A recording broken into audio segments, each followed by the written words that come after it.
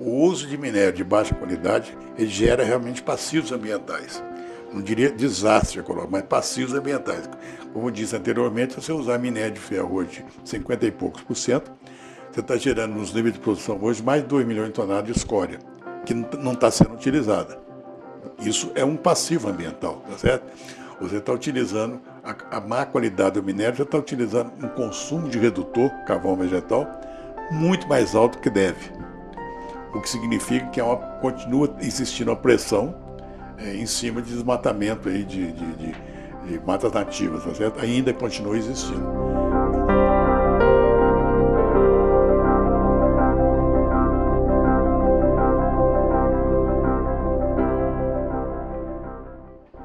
Meu nome é Rubens José de Oliveira, tenho 83 anos de idade, formei em Ouro Preto em 62 em Minas Metalurgia e Civil. Eu tinha intenção de mexer com mineração. Aí trabalhei um ano nesse setor, depois a vida acabou me levando para ir para Uzi Minas, fiquei na Uzi Minas 7 anos lá em Patinga, depois 7 anos aqui na área comercial. Então, 14 anos de siderurgia. Fui para o Rio, quando no Rio abri, com a empresa que eu trabalhava, uma empresa de exportação de aço lá nos Estados Unidos. A coisa acabou não dando certo. Depois eu voltei para Minas Gerais e fui ser diretor da Cimetal, que na época era o maior produtor de gusa no Brasil. Tinha usina em Divinópolis, Itaúna, Espírito Santo, e trabalhei lá uns 2, 3 anos. Saí, ela entrou lá em concordata, por uma série de razões. Aí fui trabalhar em outras atividades como consultor, mas de certa forma ligado bastante ao setor siderúrgico, né? Fui consultor da Sominas e tal. Continuei trabalhando como consultor aí até mais ou menos 2000.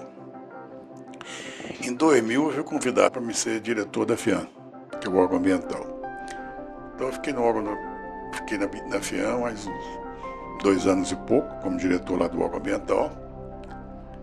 Evidentemente, aproveitei para poder ajudei a organizar o setor siderúrgico, que estava bastante desorganizado, principalmente do ponto de vista assim, de restrições ambientais. Saí da FEAM e continuei trabalhando aí como consultor aí de vários setores. E nos últimos tempos eu tenho mais feito alguns projetos, mas, como diz aqui agora, ninguém contrata gente de 83 anos, né? Tentei desenvolver uns projetos aí de novos polos de gusa em Minas Gerais, porque as indústrias de gusa em Minas Gerais são muito atrasadas tecnologicamente, usam minério de baixa qualidade, então isso tem razoáveis impactos ambientais, coisa que eu firmei conceito, principalmente por ter sido diretor do órgão ambiental do Estado. Então nós temos hoje uma geração, usando minério de baixa qualidade, nós temos uma geração enorme de resíduos, que é escória, que não são aproveitadas por várias razões. Então nós estamos gerando aí um passivo aí da ordem de 2 milhões de toneladas de escória por ano. Quer dizer, em 10 anos nós vamos ter 20 milhões de toneladas, uma montanha de escória aí sem uso, por conta de um cartório violento que tem da indústria de cimento, que se recusa a pagar a escória por um preço intrínseco que ela tem. E o setor de gusa esse independente, que não está nem aí, né? As usinas siderúrgicas, de certa forma, elas vendem escória para a fábrica de cimento, mas vende por um preço também muito baixo, né? Então, essa minha vivência do setor e alguma tentativa de melhorar o setor aí tem sido infrutíferos, porque realmente o setor é mais ou menos acéfalo, o sindicato dos guzeiros, de certa forma, não atua como devia atuar, e o setor de gusa vai andando aí, mal e porcamente, nesse exato instante, muito bem, porque os preços de gusa no mercado mundial cresceram violentamente, já haviam crescido muito com a entrada da China. Quando a China realmente entrou na brincadeira aí de siderurgia, realmente foi foi outra coisa, né? A China realmente passou a produzir, produzia há 20 anos atrás, 20, 30 anos atrás, a China produzia menos de 100 milhões de toneladas de aço. O Brasil já produzia mais de 30. A China deve estar produzindo esse ano 1 bilhão e 200. Né? E o Brasil está produzindo 37, 40, quer dizer. O problema da China é que pouca gente conhece a realidade chinesa. Para você ter uma ideia dos números da China, num determinado instante, descobriu-se que a China tinha mais de 300 mil toneladas, 300 milhões de produção de aço na China, praticamente escondido, que não era revelado pelas estatísticas, tá certo? Era gusa produzido em forno de indução, e que, de certa forma, depois fecharam, porque era um consumo de energia muito alto. Para você ter ideia, a escala de produção. De repente, você imaginar que você tenha 10 vezes a produção do Brasil escondida, que não era revelada na estatística, é uma loucura total, né? Quer dizer, para quem quer saber quem é a China, né? Eu não conheço a China pessoalmente, acompanho toda essa mudança que houve lá, né? Mas a China realmente é um outro mundo, né? Quando ela fala assim, eu vou importar gusa, né? Ela não está importando 1 milhão, ela está importando 10 milhões, a escala da China. Então isso, a gente podia estar muito mais bem preparado hoje para poder atender a China, se o setor for mais organizado, vier a ser mais organizado. De uma maneira geral, Minas Gerais nunca teve uma política consistente de desenvolvimento industrial. Eu já tinha falado anteriormente aí, Minas Gerais sempre teve uma tradição de duas coisas: emprestar dinheiro a juro e vender lote. Haja vista que das maiores fortunas do Brasil, de Minas Gerais, durante muito tempo, foi Antônio Luciano, que tinha aí mais da metade de Belo Horizonte de lotes, tá certo? E banco, né, é o que mais tinha em Minas Gerais. Banco da Lavoura, Indústria e Comércio, a quantidade de banco que tinha. Então eu vivo brincando que em Minas Gerais, a vocação de Minas sempre foi vender lote e emprestar dinheiro, né? Houve uma tentativa de industrialização. Pessoalmente eu participei disso na década de 70, quando a Uzi Minas, em conjunto com o BDMG e Indy, tentou trazer várias empresas para poder desenvolvimento do consumo de aço em Minas Gerais, tá certo? Nem que fosse consumo de aço do ponto de vista de processamento do aço, porque o consumo de aço propriamente dito tem a ver com renda, né? Se você não tem renda, mas processamento de aço você podia fazer. Então houve uma tentativa da própria Uzi Minas na época de trazer uma série de empresas para cá, Manas, Tubos, Isomonte, GM Terex e tal. E no fim, Fiat. A maior parte das empresas citadas fecharam, por conta de que a Uzi Minas deixou de ter uma política de incentivo à instalação de empresas industriais de aço aqui no Brasil, em Minas Gerais. E depois, quando a Uzi Minas, inclusive, comprou a Cosipa, ela perdeu aquele espírito de ser uma empresa de Minas Gerais. Era uma empresa, né, não tinha muito sentido defender só a indústria em Minas Gerais, já que ela também tem uma indústria lá em São Paulo, a Cosipa. Isso, de certa forma, prejudicou, não. Fez com que o Estado de Minas Gerais deixasse no segundo plano toda essa parte de desenvolvimento de consumo de aço, de processamento de aço. Não fosse a Fiat, né, em que foi a única que sobreviveu aí, você estaria com o consumo de aço ainda muito pior, né? Porque uma série de empresas, como eu citei, Manas, Tubo, Isomonte, uma série de empresas fecharam, além do centro de serviço aí, que tinha Massif e tal, que também processamento de aço que fecharam.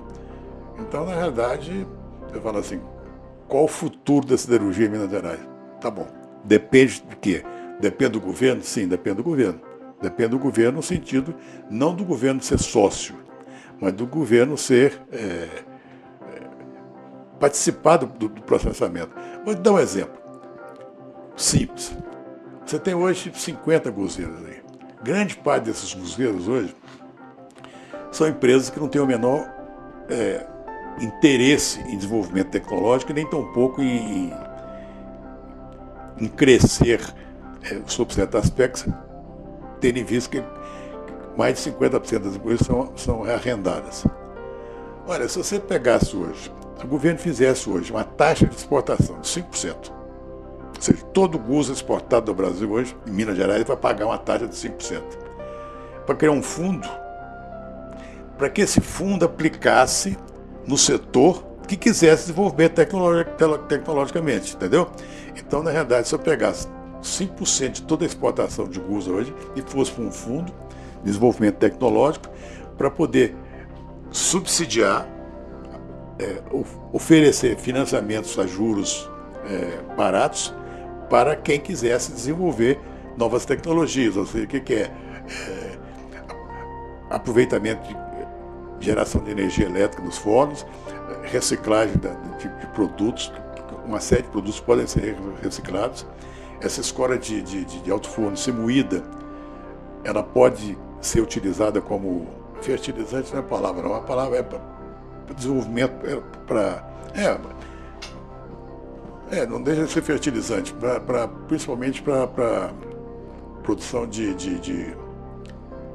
cana, cana e todos os sucedâneos aí, cana, capim, elefante e tal, porque todas essas gramíneas, de certa forma, elas precisariam de silício para poder ter um caule mais rígido, tá certo? E isso poderia ser feito com escória. Por que isso não é feito? Também por falta de política, de uma política sustentada nesse sentido aí. Então tem uma série de coisas desse tipo aí, do ponto de vista de reciclagem de resíduo, né? Você tem, por exemplo, na geração a produção de guzos, você tem uma série de pós que são hoje julgados na atmosfera. Você podia aproveitar isso hoje, reciclar, aproveitar esses pós de carvão que saem na chaminé, por exemplo, limpar o gás, produzir mais energia com gás limpo e aproveitar esses resíduos para fazer briquetes, qualquer coisa. Você fala assim, quantas instalações tem isso em Minas Gerais? Nenhuma. Tinha foi feita uma instalação piloto sobre esse assunto, a Vale comprou, fecharam. Então você põe assim, existe a tecnologia desenvolvida em Minas Gerais para fazer briquetes com esses resíduos. Essa tecnologia foi desenvolvida, foi aprovada e fechou. A Vale comprou para tentar fazer uma coisa parecida com o ferro-liga dela lá em São João del Rei, mas fechou. Quer dizer, você não tem uma continuidade de desenvolvimento de tecnologias que poderiam ser feitas, tá certo? Então, na realidade, quando se pergunta aí quais são os produtos que vão substituir o aço, continua sendo o aço. A curto prazo é o aço. O que precisa é de você ter uma política, de ter uma visão mais global do ponto de vista de que você tem que fazer para enriquecer o minério. Enriquecendo o minério, você já vai gerar menos escória, e mesmo daquela escória que você for ter um sistema de reciclagem, de usar essa escória como matéria-prima de concreto, não uma matéria-prima de cimento. Quer dizer, tem uma série de coisas desse tipo que envolvem você ter uma política de governo que dê suporte para os empresários que são, grande parte, pequenos e que não tiveram uma orientação do governo, não vão à frente. Quando você fala hoje que Minas Gerais tem grandes empresas de mineração, vamos pôr aí, basicamente, vamos falar em primeiro Vale, que é Samarco, Samitre, tudo aquele que hoje é Vale e que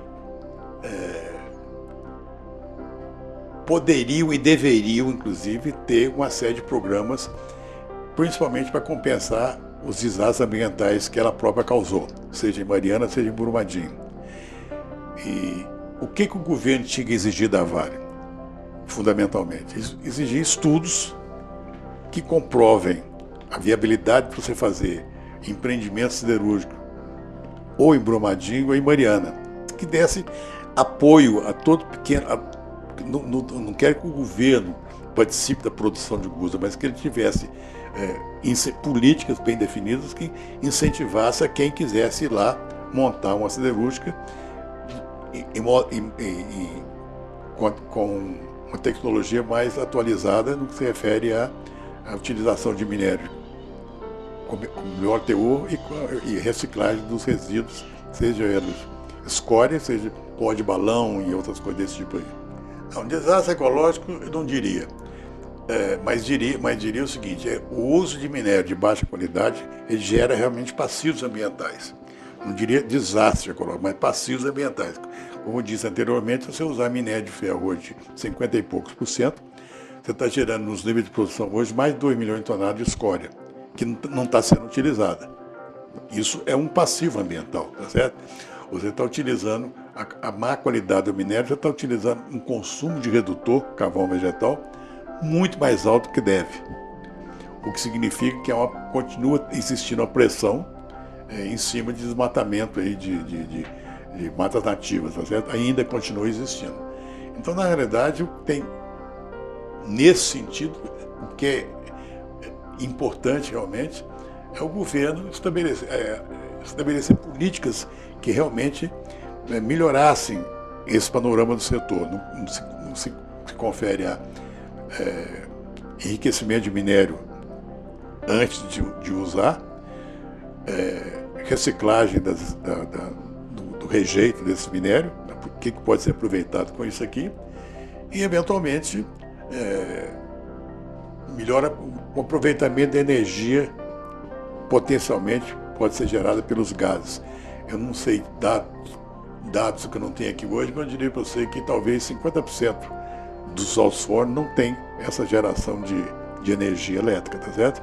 Evidentemente, no instante que você fosse querer gerar energia elétrica com gás, você estaria diretamente envolvido na limpeza do gás. Eu me lembro da história com a empresa chamada Siderpa, quando eu era diretor do órgão ambiental, eu dizendo a ele o que ele podia ganhar na medida que ele limpasse o gás. Algum tempo depois ele me disse o seguinte, olha, na medida que eu limpei o gás, eu passei a gerar mais energia elétrica. E a conta minha é a seguinte, o que eu pago de prestação do BDMG por conta da instalação que eu fiz é menor do que a redução da minha conta da CEMIG. Ou seja, você teria uma vantagem econômica para a limpeza de gás, porque você está gerando mais energia, consequentemente reduzindo o impacto. Agora, isso não significa que o setor vai ser um desastre ambiental. Desastre ambiental não, mas pode ser um passivo ambiental forte. Desastre ambiental que nem a barragem de Mariana, coisa desse tipo aí.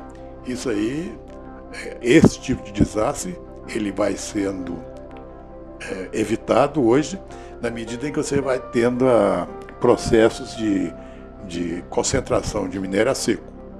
Porque o grande problema que tem de concentração de minério aqui, até hoje no Brasil, em Minas Gerais, é a concentração de minério por via úmida. Concentração por via úmida que faz com que esse rejeito vá para a barragem.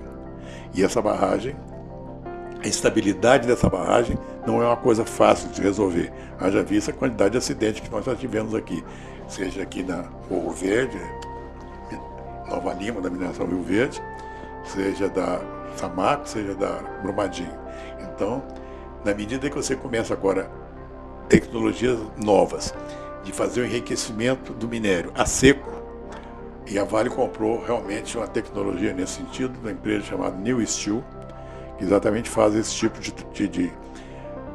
isso, de certa forma, vai reduzir esse risco de necessidade de criação de barragens de rejeito, cuja estabilidade vai ser sempre um problema muito sério. Haja visto os acidentes que já ocorreram. Então a tendência é cada vez mais reduzir esse tratamento de minério por via úmida, evitando, consequentemente, a formação de barragens, cuja estabilidade depende de uma série de fatores aí que, em não se prejudicando, acabam gerando acidentes desse tipo. Eu acredito que não existe, provavelmente não vai ter. Os acidentes que podem ter ainda seriam das atuais barragens de rejeito que ainda existentes, que se não tiver um monitoramento muito adequado, podem... porque na medida que você faz a barragem de rejeito, você tem uma parte do material está úmida. Se você tiver um sistema de drenagem adequado, você vai tirando essa parte líquida. E, consequentemente, você vai ter uma massa sólida. A massa sólida não tem problema, não. A barragem de marcha sólida ela não inunda, como esses acidentes. Então a ideia básica é você passar a fazer um tratamento de minério essencialmente por via seca, que já existe tecnologia, que a Vale comprou, inclusive, da empresa chamada New Steel, pagou uma bela nota para os caras desenvolveram até isso em Minas Gerais, pagaram 400, 500 milhões de dólares por essa tecnologia.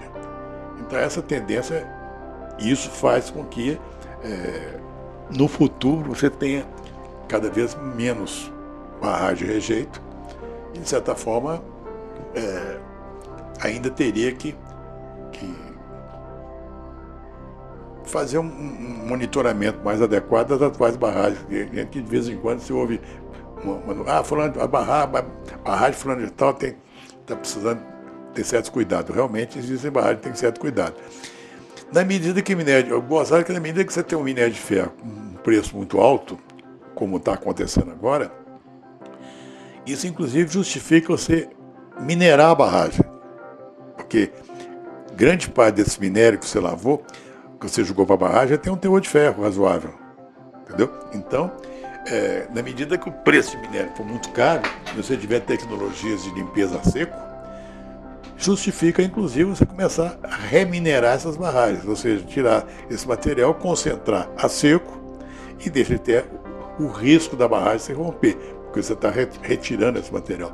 Então, essa série de coisas vão surgir na medida que você tiver um mercado que justifique isso, e a China, queira ou não queira, tem. O problema maior da China é que a China, você imagina o seguinte, a China tem hoje, esse é o grande risco que tem, a China produz hoje mais de 1 bilhão de toneladas de aço.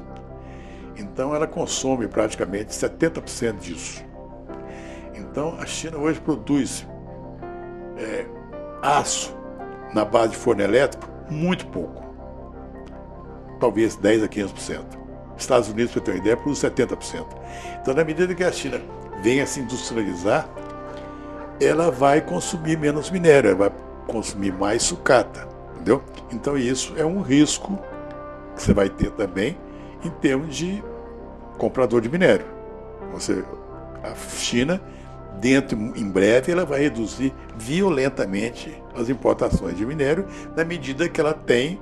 Você põe a China produzindo aí, sei lá, 700 milhões de toneladas de aço, não sei de cabeça, qualquer coisa, que ela gere aí 20% da indústria de sucata, são 100 milhões de toneladas de sucata por ano, você deixa de comprar 300 milhões de toneladas de minério, tá certo? E você vai passar a usar. O problema da China, de repente, vai ser energia, que eles já estão discutindo outras formas, que não só carvão. Você tem uma ideia que eu estava falando antes, a China tinha uma produção de aço em forno de indução de ordem de 300 milhões de toneladas, que elas fecharam para passar isso para outras que consomem menos energia. Então a China está realmente atuando no setor de consumir menos energia no processo siderúrgico, tá certo? Mas ainda para poder reverter todo o processo, vai demorar muito tempo. O grande substituto do aço no mundo nos próximos anos continua sendo o aço. São duas coisas separadas, tá certo? Na realidade, você dizer o seguinte, que a gente deva desenvolver a indústria siderúrgica, ok. Só que a indústria siderúrgica, para ser desenvolvida, a médio prazo, depende de um negócio chamado renda.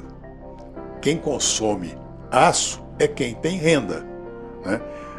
A população menos favorecida consome pouco aço. Agora, quando o cara tem mais dinheiro, ele começa a comprar automóvel, começa a geladeira, começa a comprar toda uma série de produtos de aço. Quer dizer, uma coisa não substitui a outra. Quer dizer, nós temos que ter volume e temos também aço de qualidade. Só que quando se fala aço de qualidade, fala-se em tipo de aço especial, tipo produzido na cesita, tá certo? Só que aço especial, propriamente dito, você tem uma produção pequena, o mercado é pequeno. Você pode falar o seguinte, existe aço comum de qualidade, ou seja, aços comuns que tenham uma qualidade maior. Então você pega alguns elementos de liga, titânio, vanádio, nióbio, que você pode produzir aço de maior resistência, consequentemente de menores espessuras. e consumir menos aço. Isso é uma tendência que vai existir. Agora, ao mesmo tempo que você tem isso de produzir aços, digamos, de maior qualidade, de maior desenvolvimento tecnológico, você também tem a questão de volume, porque tem uma série de casos que você vai continuar usando aço. Evidentemente, você tem dentro... Vou dar um exemplo assim interessante. Na década de 70, sei lá o quê, o Brasil tinha uma política, tinha uma empresa que chamava Sunaman, Superintendência Nacional de Marinha Mercante, em que ela cobrava de todo frete, toda frete de bandeira brasileira, ela cobrava uma taxa que era para aplicar na indústria naval. E você vê que, na realidade, você tinha uma série de estaleiros no Brasil, Escavagima, Verolme, CSN, Estaleiro Mauá. Por incrível que pareça, todas as cavaleiros de carro fecharam. Então você tinha uma indústria de alto consumo de aço, que era indústria naval, através de 4 ou 5 empresas que eu citei para você aí, Escavagima, a Verolme e Estaleiro Mauá, que simplesmente fecharam. O que o Brasil produz de navio hoje? Quase nada. Então, aquela política que existiu no passado, de você poder ter um órgão que financiava esse tipo de coisa, acabou, e isso era um setor de alto consumo de aço, tá certo? Que gera altos consumos e grandes quantidades, tá certo? Porque cada vez mais o comércio marítimo a tendência do comércio marítimo é crescer. Então você vai ter consumo de aço não só nos navios, como também na tendência atual hoje, que é containers. E container é o quê? Aço. Então você vai ter hoje poderia ter ainda uma demanda de aço muito maior, mas realmente aí volta aquela história. Qual é a política que está tendo hoje nesse país? Eu diria pouco diferente de zero. Primeiro, o fato de você exportar minério não significa que você deva usar todo o minério aqui dentro. São duas coisas diferentes. Uma empresa exportadora de minério, necessariamente, ela não é uma empresa que vai industrializar o minério. Tá certo? Então, na realidade, você tem espaço para duas coisas. Uma empresa de mineração e uma empresa de siderurgia. Né? É claro que você pega uma Vale, por exemplo, ela é fundamentalmente uma empresa de mineração. Né? Agora, você pega, por exemplo, a Uzi Minas. É uma empresa de siderurgia, mas tem mineração. Então, a Uzi Minas comprou uma mina. Ela tem uma mineração hoje, em sociedade com a Sumitomo, que ela custou descobrir isso, que era importante para ela ter. Da mesma forma que o Gerdau hoje, a siderurgia Gerdau hoje, todas essas minerações que você tem ao longo da 040, né, o Gerdau comprou quase todas, tá certo? Então você tem hoje o setor de mineração, ele se organizou bastante através da Uzi Minas participando do setor, junto com a Sumitomo, e do Gerdau comprando uma série de minerações. Mas são duas coisas diferentes. Você pode continuar exportando minério e produzindo aço. Não significa que você vai ter que produzir todo o minério que você vai ter que produzir aqui, tem que ser transformado em aço. Para ser transformado em aço, você tinha que ter, primeiro, um mercado para esse aço de exportação. Ou então o mercado interno. Agora, mercado interno de consumo de aço tem tudo a ver com um negócio chamado renda.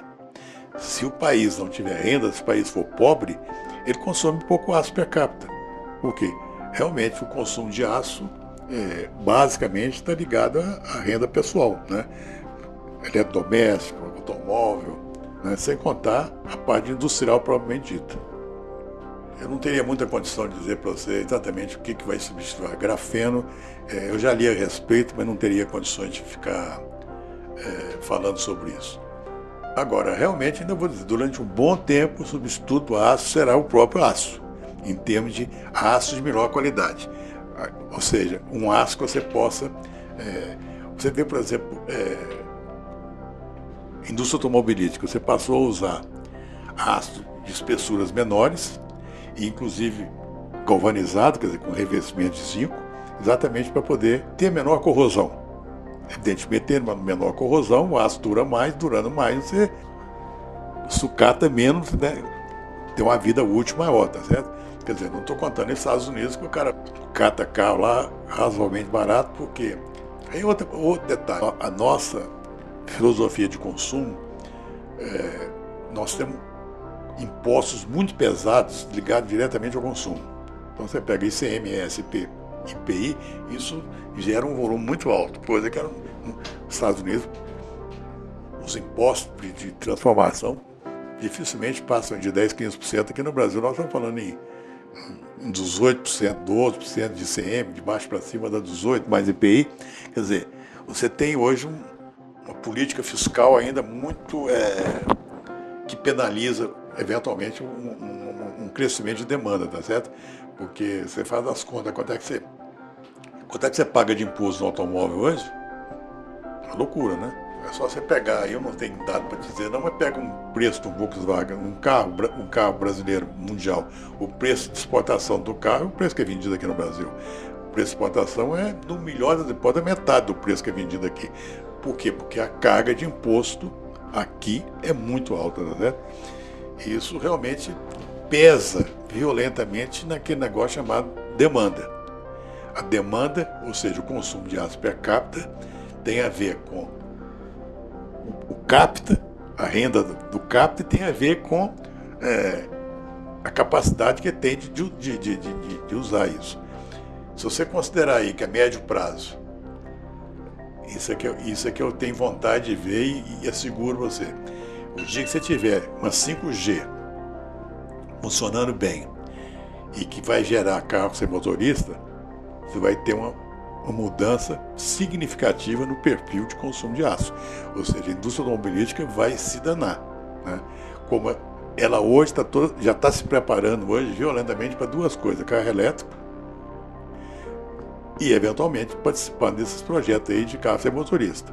Porque, de fato, isso, eu nunca fiz conta disso não, mas sem dúvida nenhuma, na hora que você tiver carro sem motorista, você vai reduzir violentamente a demanda de aço de um setor que é um dos maiores consumidores de aço hoje no mundo, que é o setor automobilístico. Você tem um carro sem motorista, você vai ter metade de carro, pô. Se tanto, né? Porque os carros vão poder ficar circulando o tempo todo, né? Então você não vai ter... O carro não vai ficar parado, então vai ficar circulando. Com isso, você vai ter praticamente metade dos carros, tá certo? Provavelmente, né? Não sei, estou afirmando, não. A questão não é PPP, eu acho que a questão antes do PPP é você definir, você ter políticas públicas, que tipo de política pública você tem que ter. Não estou falando, o PPP acaba sendo a política pública e privada, ok. Agora, qual é a política pública que você tem que ter? Isso é anterior à criação da PPP. Você precisa saber o seguinte, a PPP vai atender de que forma? Qual é o objetivo dela, tá certo? Isso que é importante você ter. E realmente para isso você teria que ter um enfoque do governo. Eu diria, não é questão de dirigismo estatal, mas assim, na década de 70, o governo tinha um negócio chamado Conselho de Siderurgia. Ele criou, através do Conselho, foi feita uma série de incentivos, uma série para desenvolvimento do consumo de aço. Naquela época falava-se que o Brasil ia consumir 50 milhões de toneladas de aço no fim da década. Quer dizer, os números eram absurdos, né? Na época que o ministro era o Pratini de Moraes. Os números siderúrgicos eram assim, extremamente otimistas, tá certo? Na realidade, essa fase aí do Brasil grande passou. Agora, realmente, eu acho que aquilo que existiu na época da tentativa de criar uma política de governo para isso, que tinha até um excesso de dirigismo estatal, hoje está faltando. Está faltando realmente você ter o que o governo quer fazer, o que o governo quer. Não é que ele vá participar do investimento PPP, mas o mais importante é que tipo de política que o governo quer fazer de incentivo. Eu estava dando exemplo aí, por exemplo, do setor de gusa. Mas um exemplo que, por acaso, isso é da minha cabeça. Se você cobrasse hoje 5% por toda a exportação de gusa, a partir da premissa que 50% disso seria feito de empresas que estão alugadas, não tem aí, elas estariam pagando isso de qualquer jeito, esse dinheiro para um fundo seria aplicado para quem quisesse desenvolver tecnologicamente. Tá certo? Então você tinha o próprio setor financiando ele mesmo, quer dizer, todo mundo paga para que os melhores melhorem mais ainda. Né? E de repente você vai começar a ver que se você não estiver entre os melhores, você vai estar perdendo essa oportunidade. Quer dizer, esse tipo de política, você fala assim, existe hoje? Definitivamente não. O pessoal é extremamente raciocínio o que está na frente do nariz. Você vai hoje conversar com o setor de Gusa, o cara vai falar com você que está uma maravilha, realmente está uma maravilha, porque o preço está lá na frente. Agora você fala assim, qual é a política que você tem hoje de reflorestamento? 0. Né? Qual a política que você tem hoje de fato de você incentivar reflorestamento? Me diz qual é. Não tem. Que política você podia ter assim, em termos de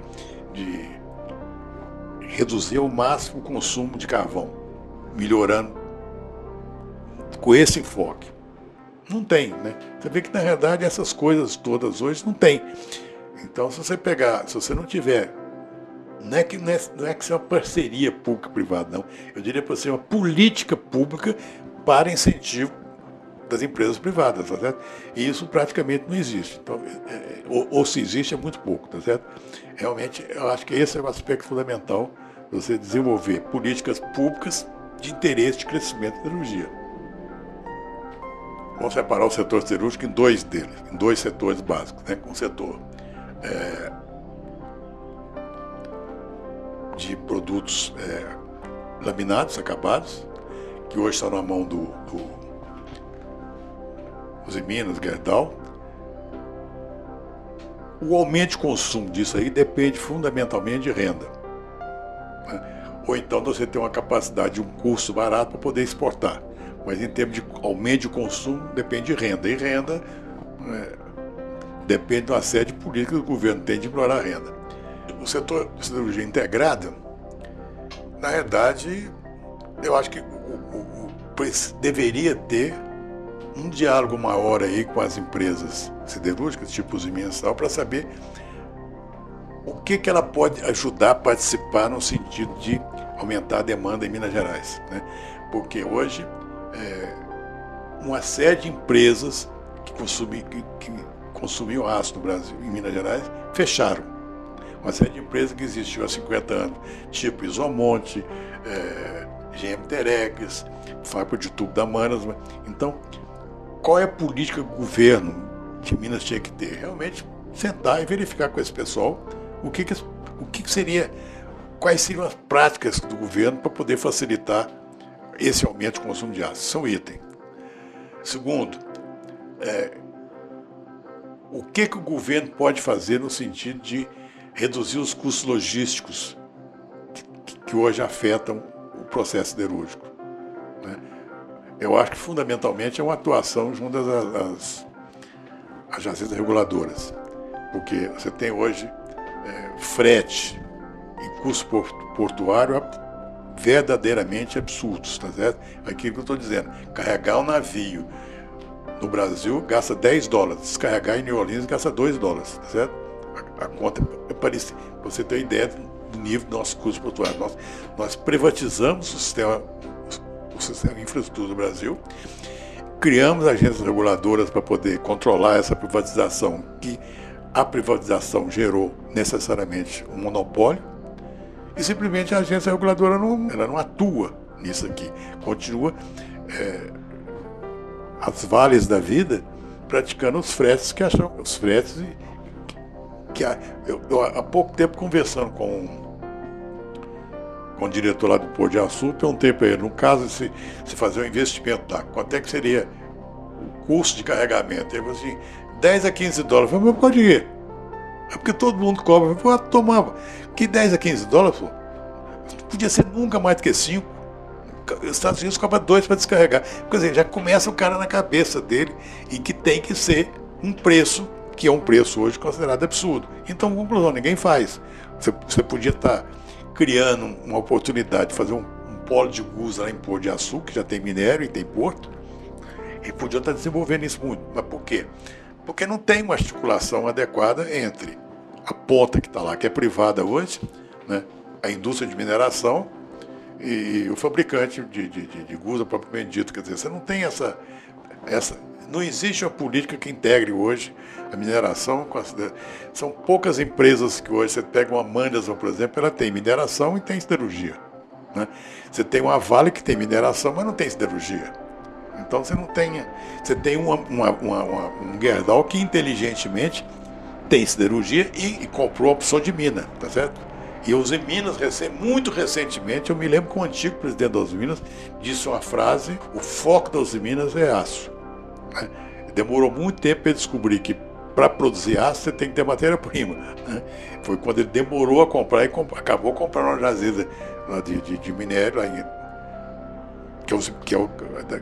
chama Uzi Minas, mineração Uzi Minas, que por sorte ele comprou o mercado de minério, foi lá para cima, ele vendeu metade da jazida para o Sumitomo, praticamente pelo investimento que ele fez. Mas essa falta de política ainda é uma...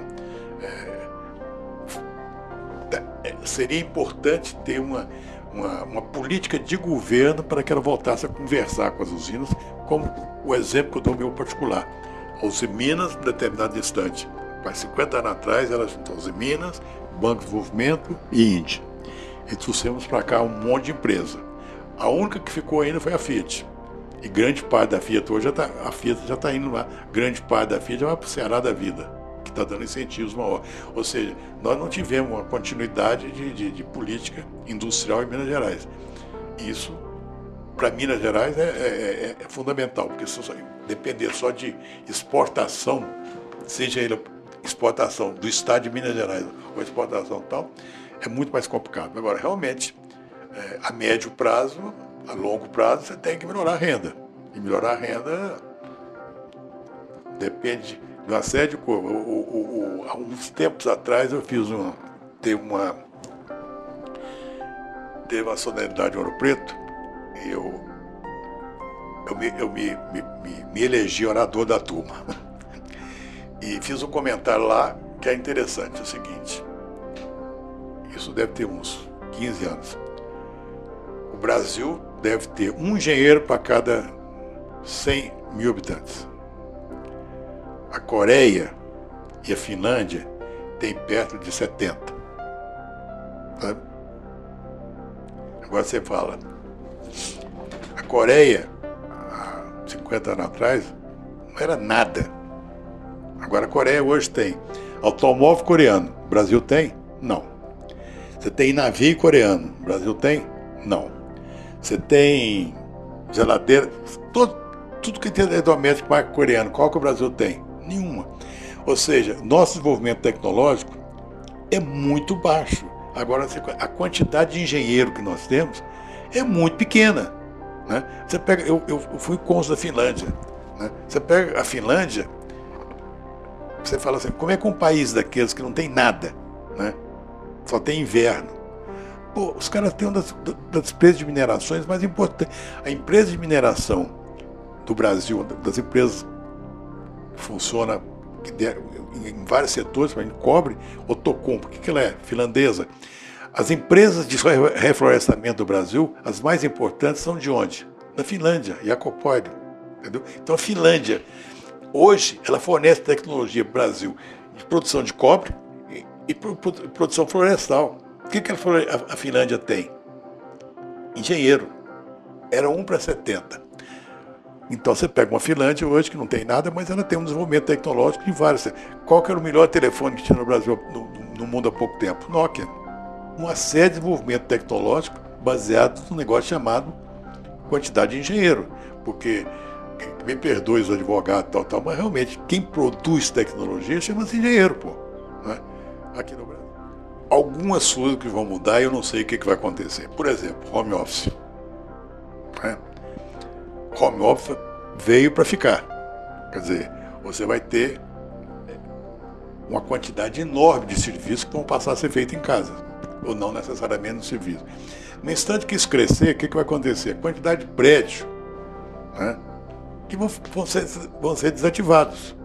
A quantidade de prédios de escritório que vão deixar de existir. O que vai fazer com esses prédios? Né? Uma boa pergunta. Você vai adaptar isso para poder fazer habitação popular? Não sei. Digamos que.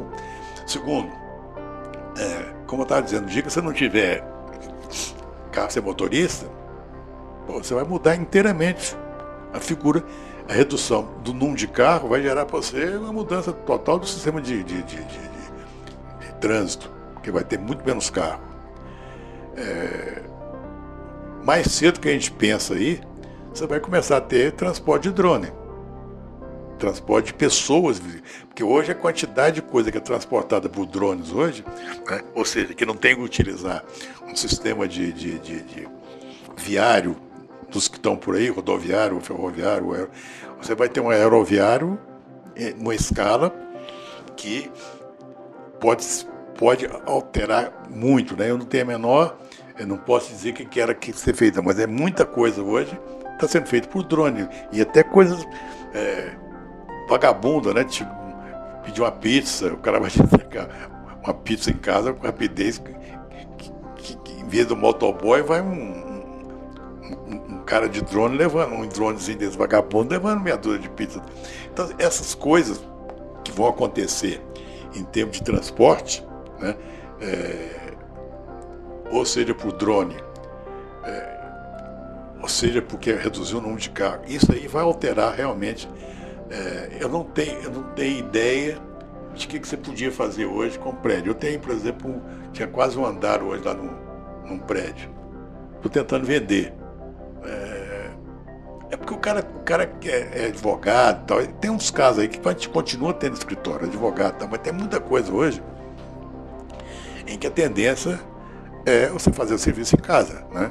Você não vai ter... E a pandemia mostrou a quantidade de coisa que pode ser feita, em casa e vai continuar sendo feita em casa.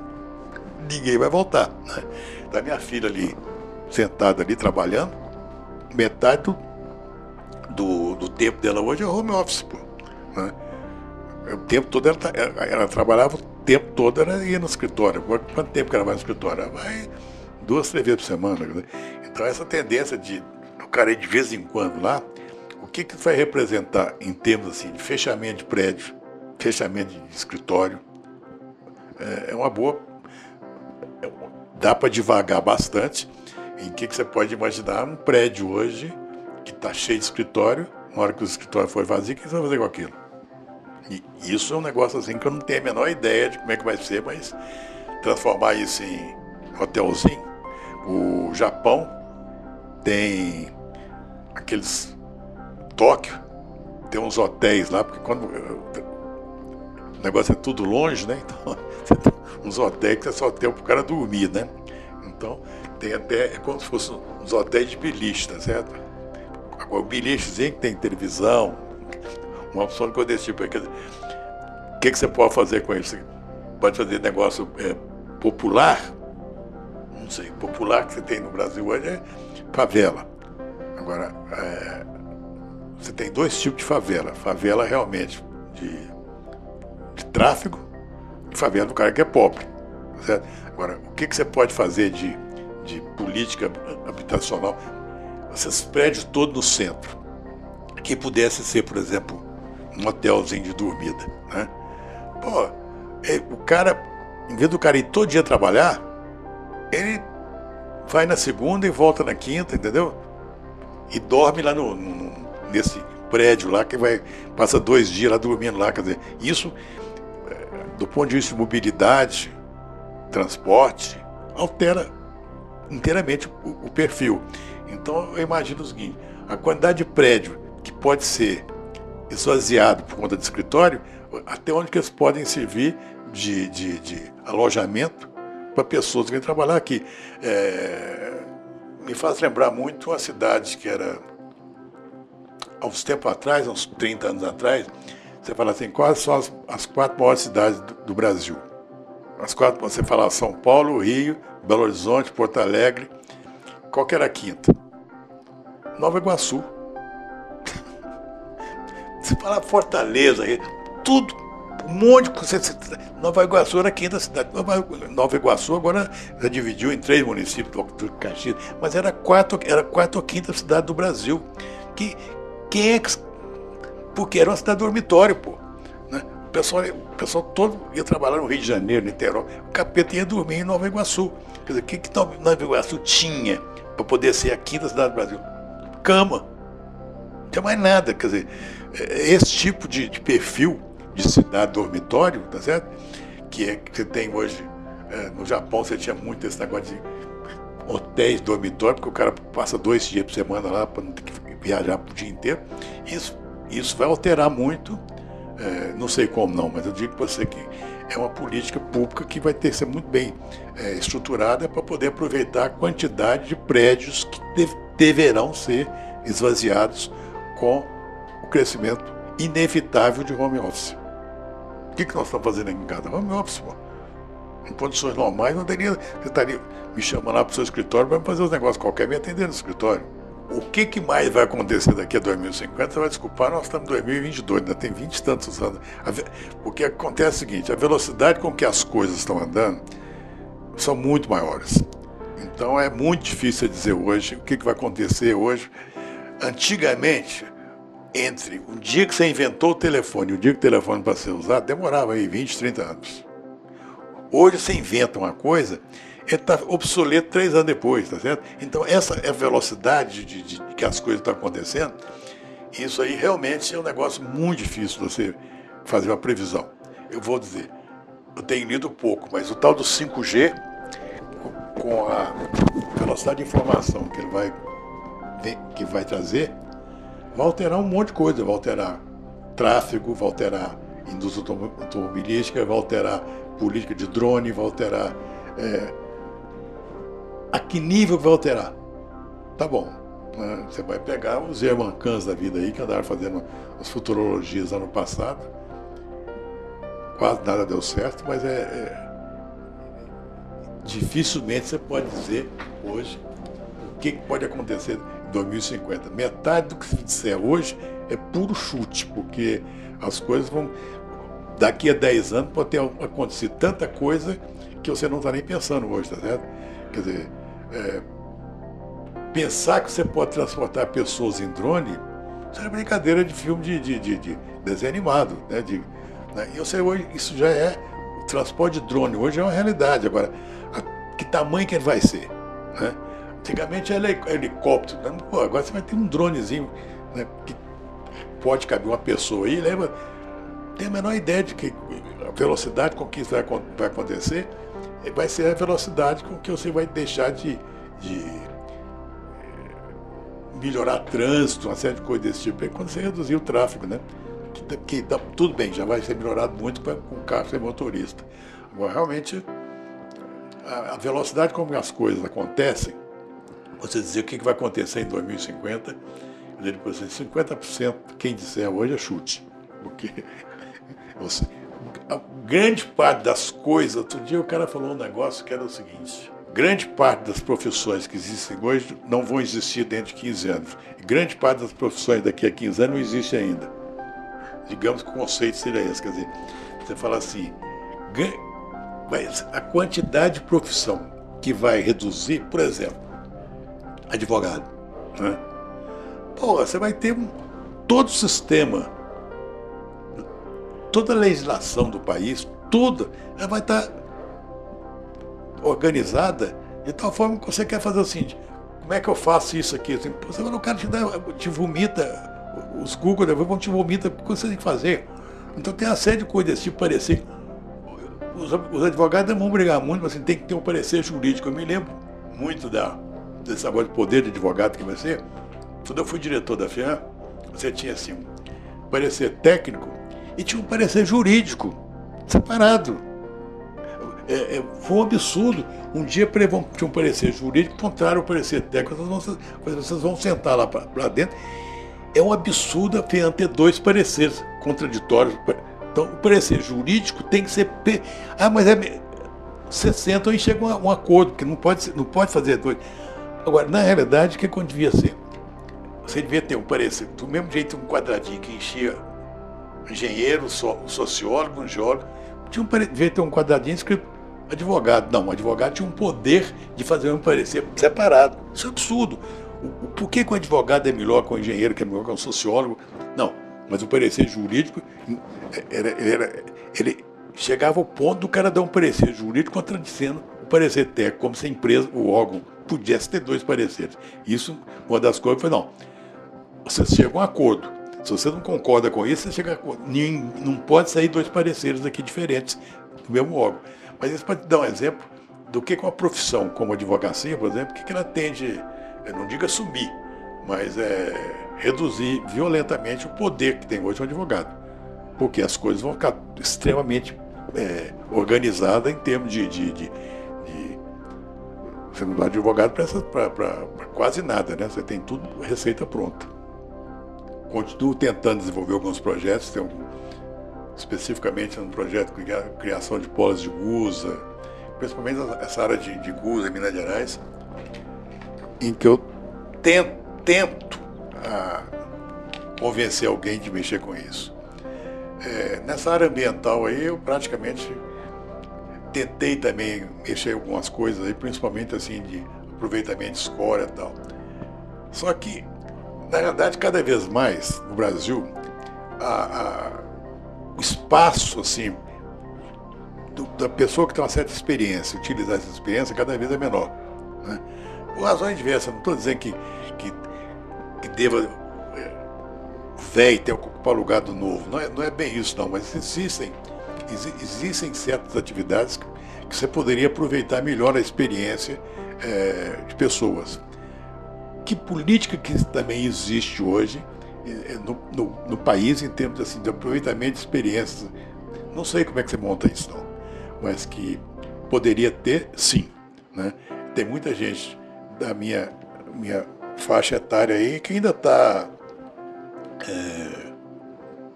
com capacidade de produzir alguma coisa, mas falta política nesse sentido aí. Seria como se criasse aí algumas empresas de consultoria, uma coisa desse tipo assim, que as pessoas pudessem ajudar. Uma empresa pequena, por exemplo, não tem condições de contratar uma consultoria, quer dizer, você podia ter alguém que fizesse isso.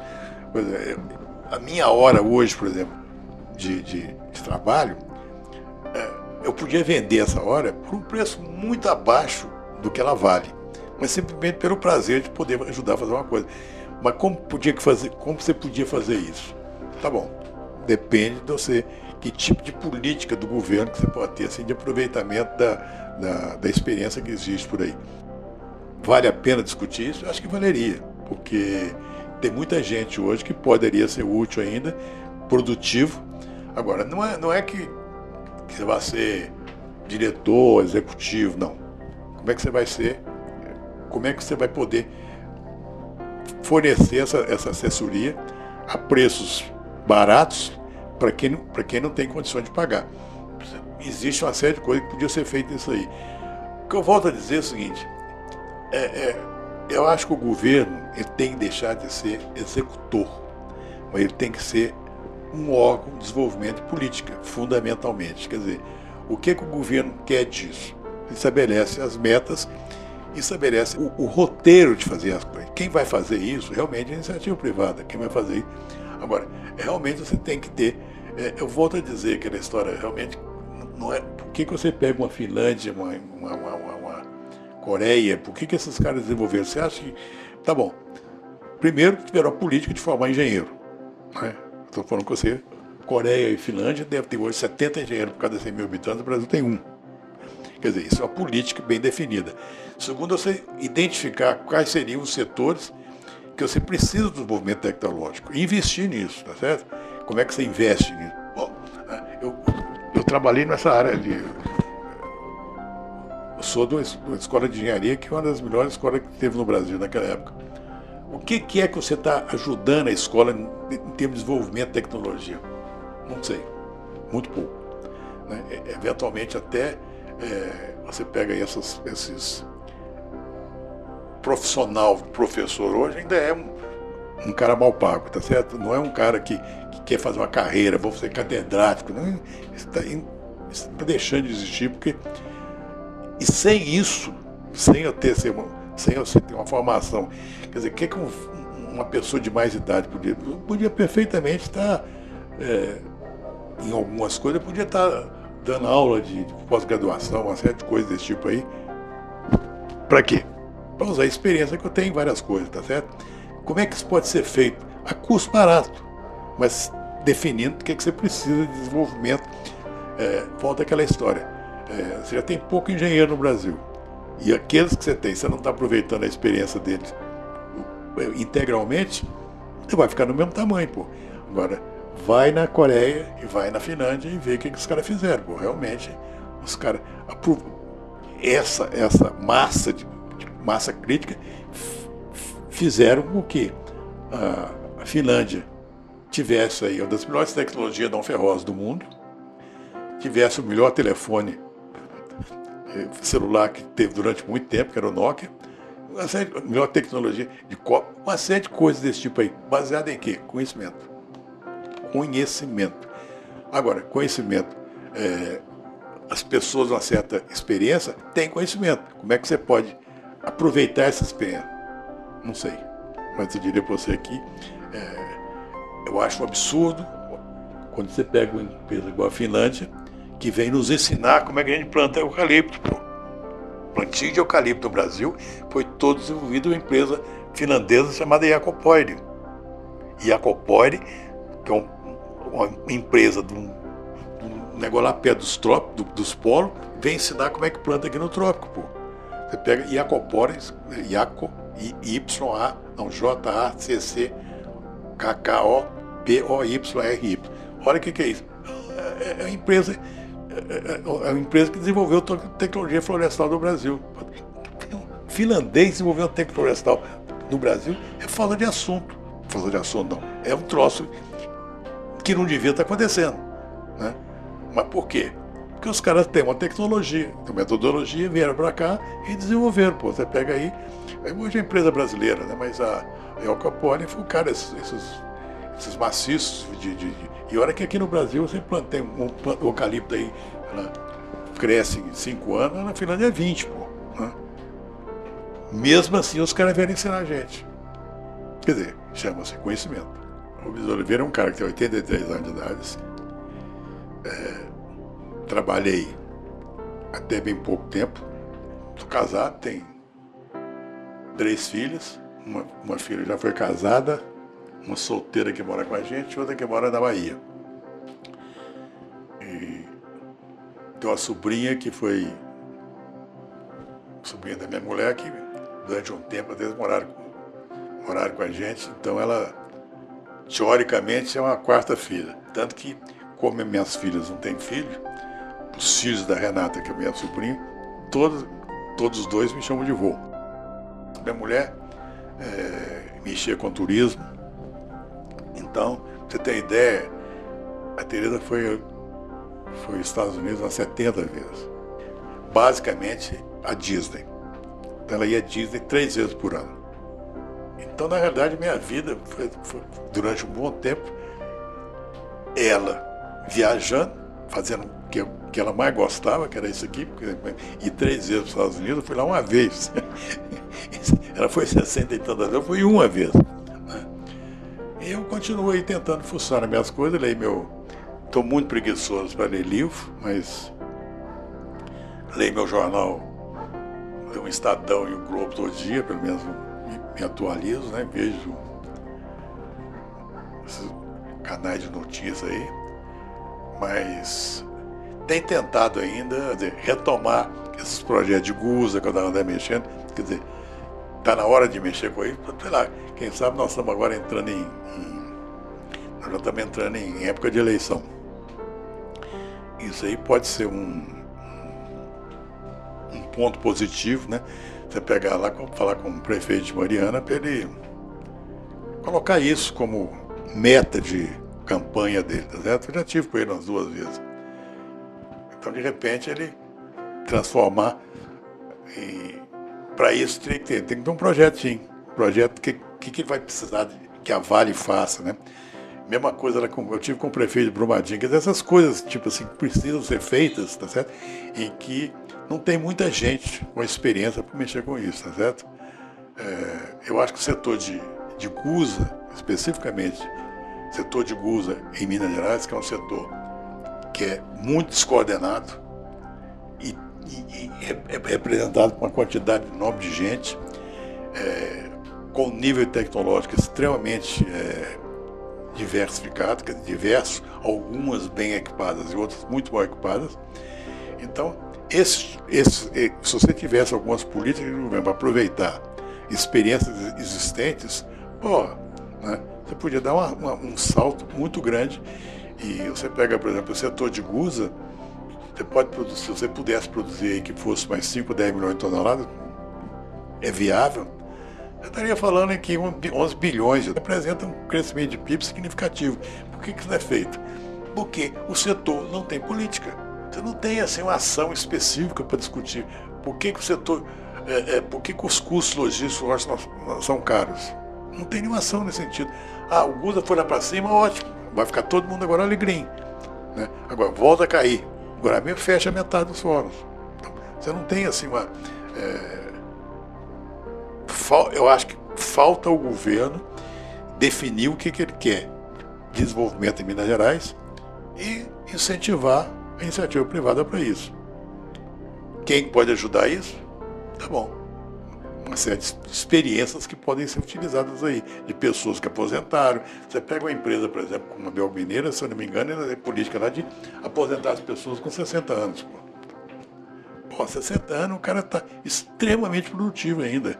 Quer dizer, como é que você pode fazer isso? Como é que você pode aproveitar essas experiências aí, esse tipo de pessoa aí? Tem muita gente querendo trabalhar e mais pelo prazer de fazer as coisas e ganhar alguma coisa que melhora a renda dele. Mas esse tipo de coisa não tem no Brasil, né? Num país que falta engenheiro. Eu falo desenvolvimento tem a ver com engenheiro. Eu dei exemplo Finlândia e Coreia, né? No Brasil nós temos pouco engenheiro e muita gente está aposentada. Eu tenho capacidade de fazer muita coisa? Tenho, né? Como é que eu posso dar essa experiência minha? No final das contas, você aprende metodologia, você estuda qualquer coisa, É só você sentar e fazer. De repente, você precisa da opinião de especialistas, vai encaixando aqui. Mas o roteiro você pode fazer de qualquer coisa. Tá bom?